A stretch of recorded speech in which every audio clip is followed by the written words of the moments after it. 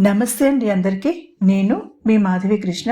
Welcome to my channel Madhavi Krishna's Navarasa Kathamalika Telugu audio stories. ఇక్కడ వినిపించే ప్రతి మాట మీ మనసుని తాకే మధురమైన ప్రేమ కథ. నీ మీద నాకు ధారావాహిక ఎపిసోడ్ 28. వెంకీ మొహమాటంగా నవ్వాడు. బాస్ అడిగిన ప్రశ్నకి సమాధానం చెప్పకుండా. రియర్ వ్యూ మిర్రర్లో కనిపిస్తున్న అతని మొహమే చెప్పింది నీహార్కి సమాధానం. ముందు ఎవరు చెప్పారు ప్రేమ విషయం? నువ్వా తనా అడిగాడు. లోపల ఆశ్చర్యపోయాడు డ్రైవర్ ప్లస్ అతని బాడీగార్డ్ వెంకీ. అలాంటి వ్యక్తిగత సంభాషణ అసలు ఇంతవరకు ఎప్పుడూ చేయలేదు బాస్. కుటుంబం గురించి మాత్రం అడుగుతారు. అమ్మ నాన్న చెల్లి బావున్నారా అంటూ. నేనే చెప్పాను బాస్, ముసిముసి నవ్వులు నవ్వుతూ చెప్పాడు వెంకీ. వెంటనే ఒప్పుకుందా? కుతూహలంగా అడిగాడు నీహార్. చూడడానికి వెంకీ ఒడ్డు పొడుగు బావుంటాడు. కోలగా ఉన్న మొహానికి ట్రిమ్ చేసిన మీసాలు గెడ్డం అందంగా ఉంటాయి. మనిషి మంచివాడు, నిజాయితీపరుడు. ఇక నచ్చకపోవడానికి ఏముంది? చాచిపెట్టి కొట్టింది సార్ అన్నాడు నవ్వుతూ. వాట్? అప్రయత్నంగానే అపనమ్మకంతో కూడిన అరుపు వచ్చింది నీహార్ నోటి వెంట. నా గెడ్డం నచ్చలేదంది. షేవ్ చేసుకుంటే ఆలోచిస్తానంది. నిన్నైనా వదిలేస్తా గాని గెడ్డాన్ని తీయనని చెప్పా అన్నాడు నవ్వుతూ. ప్రేమలో పడ్డ మనిషి తన ప్రేమని ప్రపంచమంతా చాటాలని అనుకుంటాడని వెంకీని చూశాక అర్థమైంది. మరి ఏమైంది? ఎలా ఆమె ఒప్పుకుందో తెలుసుకోవాలని ఆసక్తితో అడిగాడు. ఆలేహీకి మాత్రమే తిక్కనుకున్నాడు. ఈ ఆడపిల్లలందరికీ తిక్కేనా? ఒక ధర్మ సందేహం బయలుదేరింది అతని మనసులో. వారం రోజుల తర్వాత వాళ్ళ నాన్నగారికి రక్తం అవసరమైతే ఇచ్చాను. మర్నాడు నన్ను గట్టిగా పట్టుకుని ఐ లవ్ యూ చెప్పింది అన్నాడు నవ్వుతూ వెంకీ. అంటే నువ్వా సాయం చెయ్యకపోతే చెప్పేది కాదా? కొద్దిగా కోపంగా అడిగాడు నీహార్. అతను ఆలోచనలో పడ్డాడు. ఎందుకు చెప్పదు? చెప్పేది, కానీ కొంచెం లేట్ అయ్యేదంతే.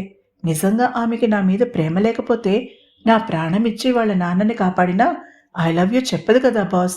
సింపుల్గా కుడి చేతికి ఒక రాఖీ కట్టేసి అన్నయ్య అని పిలిచేది అన్నాడు మరింత నవ్వుతూ. వెంకీకి తన ప్రేమ మీద ఉన్న నమ్మకానికి ముచ్చట వేసింది నీహార్కి. ఏమైనా చెప్పు వెంకీ, ఈ ఆడపిల్లల మనసులు చాలా కాంప్లికేటెడ్ ఓయ్ అన్నాడు రిలాక్స్డ్గా వెనక్కి వాలి కూర్చుంటూ. అదే కదా సార్ వాళ్ళకి అందం. శారీరక అందానిదేముంది? కొన్నేళ్లు పోయాక తరిగిపోతుంది. మానసికంగా వాళ్ళ ఆలోచనలు ఎంత సంక్లిష్టంగా ఉంటాయో వాళ్ళ పార్ట్నర్ అర్థం చేసుకోగలిగితేనే ఆ ప్రేమ మరింత బలపడేది. ప్రేమబోధ చేశాడు తన పాస్కి వెంకీ. మరి పెళ్ళెప్పుడు అడిగాడు నీహార్ నవ్వుతూ. చెల్లి పెళ్ళయ్యాక సార్ అన్నాడు. అదెప్పుడవుతుందో తెలీదు అన్న వైరాగ్యం వినిపించింది అతని కంఠంలో. సంబంధాలు చూడడం లేదా అడిగాడు నీహార్. చూస్తున్నాం బాస్, కానీ కట్నం చాలా ఎక్కువ అడుగుతున్నారు. అప్పటికే టీచర్ ట్రైనింగ్ అయ్యి చెల్లి ఒక ప్రైవేట్ స్కూల్లో ఉద్యోగం చేస్తోంది. తన జీతం తన అకౌంట్లోనే వేసుకోమని చెప్పాను. ఇంటి ఖర్చులకి నా జీతం సరిపోతుంది. కానీ కొన్ని సంబంధాలు బాగున్నాయనుకున్నవి ఆమెకి నచ్చవు. కొన్ని కట్నాలు బాగా అడుగుతున్నారు నిస్పృహగా చెప్పాడు. మరి ఎవరినైనా ప్రేమించిందేమో కనుక్కున్నావా అడిగాడు యథాలాపంగా నీహార్.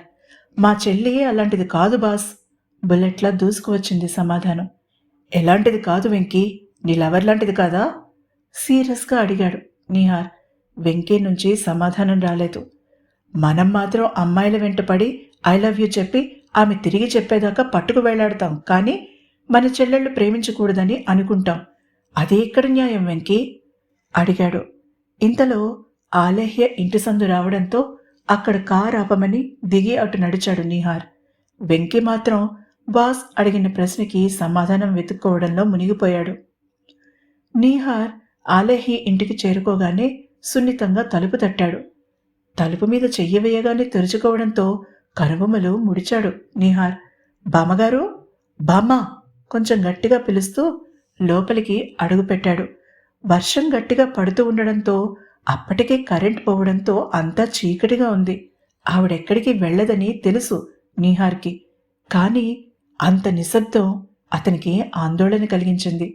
మొబైల్ తీసి టార్చ్ ఆన్ చేశాడు. అక్కడ కనిపించని దృశ్యం చూడగానే భయంతో అతని కళ్ళు పెద్దవయ్యాయి. బామ్మ మంచం మీద నుంచి కిందికి జారిపోయి ఉంది. అలా ఎంతసేపు అయిందో తెలీదు. అతను వేగంగా కదిలాడు. బామ్మ ఆమెను కుదుపుతూ పల్స్ పట్టుకుని చూశాడు. నీరసంగా కొట్టుకుంటోంది. తేలికగా ఊపిరి పీల్చుకున్నాడు. ఫోన్ తీసి, వెంకీ త్వరగా రా. ఫోన్లో గట్టిగా అరిచి ఆమెని మెల్లగా లేపి మంచం మీద పడుకోబెట్టాడు. మా టీంకి సెక్యూరిటీ ఇవ్వబడింది. మేము ఆ సెక్యూరిటీ ప్రోటోకాల్ దాటి బయటికి వెళ్ళలేము. ఎందుకంటే మేము టెర్రరిస్ట్ ఆర్గనైజేషన్ హిట్ లిస్ట్లో ఉన్నాం. కానీ తమన్నాతో గొడవ పడిన సాయంత్రం నేను ఆ ప్రోటోకాల్ దాటి ఒక బార్కి వెళ్ళాను. కోపంతో నా ఆలోచన నశించిపోయింది. పోతే పోతాను అన్న తెగింపుతో బయటకొచ్చాను. కానీ నన్ను వెతుక్కుంటూ నదీం వస్తాడని నేను ఊహించలేదు. ధ్రువ్ కంఠం ఎక్కడో బావిలో నుంచి వస్తున్నట్టుగా ఉంది. వింటున్న నభ అరచేతుల్లో చెమటలు పట్టేశాయి. ఏమైంది నదీంకి? అడిగింది. ఆమె ప్రశ్న అతనికి వినబడనట్టుగా చెప్పుకు వెళ్ళిపోతున్నాడతను. నేను ఇంకా 3వ రౌండ్లో ఉన్నాను. నా పక్కన సెటిల్ అయిన నదీంని చూసి ఆశ్చర్యపోయాను. సంతోషం ఒక్కరూ సెలబ్రేట్ చేసుకోవాలి, బాధని బెస్ట్ ఫ్రెండ్తో పంచుకోవాలి చెప్పాడు. నేను నవ్వాను. కొంతసేపటి తర్వాత నాకు అతని చెల్లికి మధ్య జరిగిన గొడవ చెప్పాను. నన్ను ఆర్మీలో నుంచి రిటైర్ అయిపోమ్మంది. నేను అవ్వనన్నాను. అది గొడవ. అప్పుడే గుర్తుకు వచ్చినట్టుగా ఆమె వైపు తిరిగి చెప్పాడు ధ్రువ్. ఆశ్చర్యంతో నభ కళ్ళు పెద్దవయ్యాయి. ఆమె చెయ్యి మెల్లగా అతని తల మీద నుంచి జారి భుజం మీద పడింది. నేనలా చెప్పగానే కొన్ని క్షణాలు నదీం మొహంలో కోపం చూడగలిగాను. అంతలోనే నవ్వేశాడు. ఆర్మీ నీ బ్లడ్లో ఉందని చెప్పకపోయావా అడిగాడు. అదే చెప్పాను, అందుకే గొడవ. నేను కావాలా ఆర్మీనా తేల్చుకోమంది అన్నాను. ఎటూ తేల్చుకోలేక ఇక్కడికి వచ్చి తాగుతున్నావా అడిగాడు కోపంగా. లేదు, తేల్చేసుకున్నాను, అందుకే తాగుతున్నాను అని చెప్పాను. ఇద్దరం నవ్వుకున్నాం. ఇండియన్ ఆర్మీ అని గట్టిగా అంటూ చీర్స్ చెప్పుకున్నాం. సరిగ్గా అప్పుడు మొదలైంది దారుణ మారణకాండ. టెర్రరిస్టులు మమ్మల్ని చుట్టుముట్టారు. చేతుల్లో ఆయుధాలు లేవు, అయినా పోరాడాం. ఆ సమయంలో ఒకడు నదీంకి గన్ గురిపెట్టాడు. నేను వేగంగా నదీంని కిందకి తోశాను. అప్పుడు నా కాలులో బుల్లెట్ దిగింది. ఆ బాధలో ముంచుకు వస్తున్న ప్రమాదం నేను చూడలేదు. నదీం నాకు అడ్డు దూకాడు. అతని తలలో కనుబొమ్మల మధ్య నుంచి దూసుకుపోయింది బుల్లెట్. ఆ తర్వాత ఒక్క టెర్రరిస్ట్ని కూడా నేను బ్రతకనివ్వలేదు.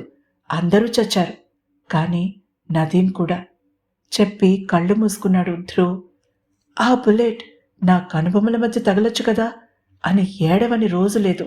నా కాలు టిష్యూస్ బాగా రప్చర్ కావడంతో ఫీల్డ్కి పనికిరానని అన్నారు. డెస్క్ జాబ్ ఇస్తానన్నారు. ఒప్పుకోలేకపోయాను. తమాషా ఏంటంటే ఎవ్వరూ నదీం చావుకి నన్ను బ్లేమ్ చేయలేదు, తమన్నాతో సహా. అందరూ నన్ను పట్టుకుని ఏడ్చారు. నా బెస్ట్ ఫ్రెండ్ చనిపోయినందుకు నేను ఎలా తట్టుకుంటానా అని విషాదంగా నవ్వాడు ధ్రువ్. కానీ వాళ్ళకేం తెలుసు నేనే నా బెస్ట్ ఫ్రెండ్ చావుకి కారణమని. అందుకే రిటైర్మెంట్ తీసుకున్నాను. దుఃఖాన్ని అదుపు చేసుకునే ప్రయత్నం చేస్తూ చెప్పాడు. ధ్రువ్, ఆర్మీలో ఉంటేనే దేశసేవ చేయడమా? మీకు ఉన్నంతలో ఎంతమందికి ప్రతిరోజు కడుపు నింపుతున్నారు కదా? మేబీ మీరు సైన్యంలో నుంచి వచ్చేసి ఉండొచ్చు, కానీ మీలో ఉన్న ఆ సైనికుడి లక్షణాలు ఎక్కడికి పోతాయి? అప్పుడు యూనిఫామ్ ఉంది, ఇప్పుడు లేదు, అంతే తేడా. అతని చేతిని తన పెదవులకి ఆనించుకుని ముద్దు పెట్టుకుంటూ చెప్పింది నభ. అతని కళ్ళు ఆశ్చర్యంతో పెద్దవయ్యాయి. నాకు ఆర్మీ వాళ్ళంటే పిచ్చి. చిన్నప్పుడెప్పుడైనా వీధిలో నుంచి ఆర్మీ ట్రక్ వెళ్తుంటే పరిగెత్తుకు బయటకు వచ్చి టాటా చెప్పేదాన్ని నవ్వుతూ అంది. నిజమా అడిగాడు చిన్నగా నవ్వుతూ. అవునన్నట్టుగా తల ఊపి చిన్నగా నవ్వింది. వెళ్దామా అడిగాడు నవ్వి. ఎందుకో అతనికి మనసు చాలా తేలికగా అనిపించింది. కొండంత బరువు నభ ముందు దింపుకున్న తర్వాత రిలాక్స్డ్గా కూర్చున్నాడు. ఒక ప్రశ్న అడగనా? సందేహిస్తూ చూసింది అతని వైపు. అడగమన్నట్టుగా తల ఊపాడతను. మరి Tamannaah? And Tamannaah, how dare she! ఎలానూ ఆర్మీలో లేను కాబట్టి పెళ్లి చేసుకుందామని చెప్పింది. ఇంట్లో వాళ్ళు నన్ను ఫోర్స్ చేయడం మొదలుపెట్టారు. గెట్ లాస్ట్ అని చెప్పి దూరంగా ఇక్కడికి వచ్చేశాను చెప్పాడు. ఆమె చేతులు అతని చెయ్యి చుట్టూ బిగుసుకున్నాయి. ఆమె లోపల తేలికగా ఊపిరి పీల్చుకుంది. తనకి తమన్నా నుంచి పోటీ లేదులే అని. నభా మృదువుగా పిలిచాడతను. అంది డ్రీమీగా. నా చెయ్యి వదిలితే డ్రైవ్ చేస్తా అన్న భావం వచ్చేలా అన్నాడు. ఓ సారీ అని గబుక్కున అతని చేతిని వదిలేసింది. అప్పుడు మోగింది ధ్రువ్ ఫోన్. తర్వాత ఏం జరిగిందో తెలుసుకోవాలంటే తప్పకుండా తర్వాత ఎపిసోడ్ని వినండి. ఈ ఎపిసోడ్ని మర్చిపోకుండా లైక్ చేసి సమీక్షలు తప్పకుండా ఇవ్వండి కామెంట్ సెక్షన్లో. అలాగే సబ్స్క్రైబ్ చేసుకోండి.